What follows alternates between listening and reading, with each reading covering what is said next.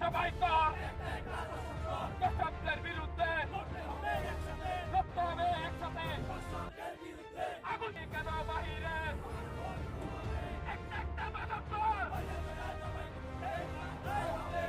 এই বাংলায় হবে না।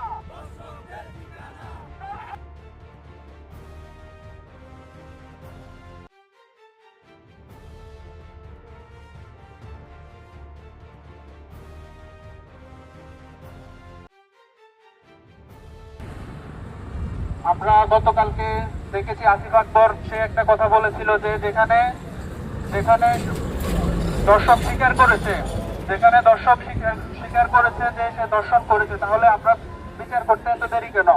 গতকালকে একজন আইনজীবী বলেছে যে দর্শক যদি স্বীকার করে যে সে দর্শন করেছে 3 থেকে 7 দিনের ভিতরে দ্রুত কার্যকর করা যায়। তো তাহলে আমাদের আসলে বিচার ব্যবস্থার দিন দিন আমরা উন্নতি না দেখে অবনতি দেখতেছি। আমরা চাই কোনো শিশু ধর্ষণ না হোক, খুব দ্রুত রামিসের দর্শকের ফাঁসি কার্যকর হোক। এই বলে আমি আমার সংক্ষিপ্ত বক্তব্য শেষ করতেছি।